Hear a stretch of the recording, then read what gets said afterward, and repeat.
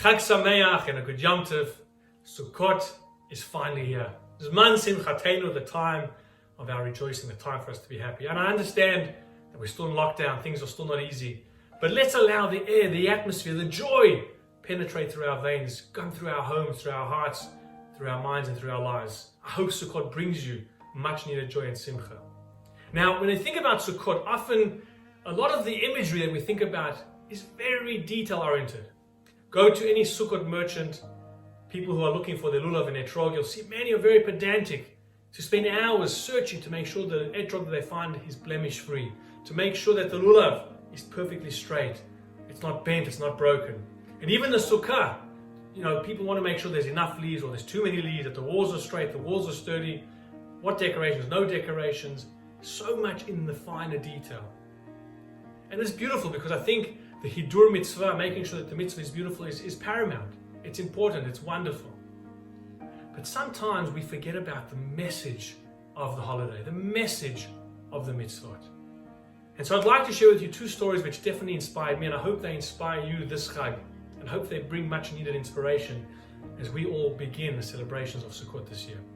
The first is, there was a famous Rav Eisen in Yerushalayim HaKodesh, who was known to be an expert in making sure that lulavim and etrogim were kosher. Anybody wanted to go to inspect their lulav and etrog would take it to him and say, Rav, please check, make sure that I've got a perfect lulav and etrog. One year it was told that a young man came to him and showed him the most beautiful etrog. He said, Rav, please have a look, tell me what you think of this etrog. The Rav looked at it and he said, it's not for you. The man was surprised, he was shocked, he was confused. What do you mean, Rav? This is a beautiful etrog. And the Rav said to him, how much is this etrog going to cost you? He told him an exorbitant amount. And the Rav said, I knew it wasn't for you. He understood that this man was still studying in Kollel, didn't have a large income. He said, better for you, this Sukkot, buy a cheaper etrog and take that extra money and buy your wife something nice, buy your children something nice. And that will be the true joy that you can bring to the Chag. That's the first story. The second story tells of the Divrei Chaim, Chaim Halberstam of Tzanz, who was known to be a very generous, very charitable man, always tried to help the poor. And one year there was a lot more people who were needy for the Chag before Sukkot came, and he gave away a lot of his money that at some point he had no money left to buy his own decorations.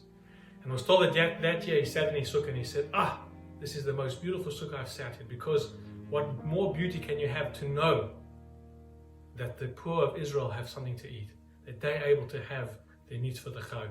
No greater beauty than that, than all the fancy, fine things that you may be able to decorate your sukkah with. Now, if you think about these two stories, it wasn't about the detail. It wasn't about getting so worked up and pedantic about, what type of etrog, what type of lulav. It was about the spirit of the mitzvot. It was about caring for another human being. It was about looking at a bigger picture. Rabbi said, go and make sure that your shalom bayis, that your home is beautiful, that your relationships are beautiful. And of course, Reb Chaim, he wanted to ensure that those who were needy had what they could have. It was about the interpersonal connection. It was about caring for others. And so yes, whilst I said it's important to make sure we have Hidur mitzvah, that we try and do our best to have the beauty of the mitzvah. This Sukkot, to bring true joy, make sure we don't forget about the spirit of the mitzvah. To be able to care for each other, to be kind to one another, to bring us all together. We know that to make the bracha on the lulav and etrog, you need all four species, you need all of us, all of Klal Yisrael together to stand united, to stand as one. So wishing you and yours a Chag Sameach.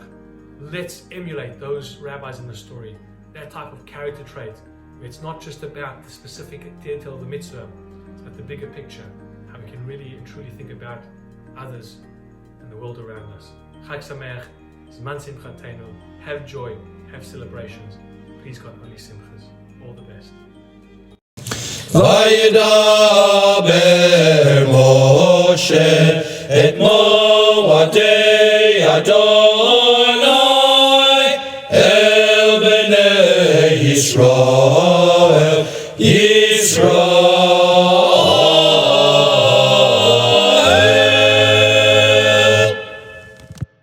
Yiskadal v'yiskada shemei Rava Amen Be'alma divera chirusei v'yamlich malchusei b'chayechon u'b'yomechon v'chaye dechol beis Yisrael. Pagalav bizman kariv v'yimeru. Amen. Yehi Shnei Rabba mevorach le'olam olamei almaya yitbarach. Yisparach v'yishtavach v'yispar v'yisreiman v'yisnasei bam bam yisadar v'yisale v'yisalal shemei dekudshah berichu Yeila min kol birchasa v'shirasa tushbechasa v'nechemasa tamiran mi'alema v'yimeru.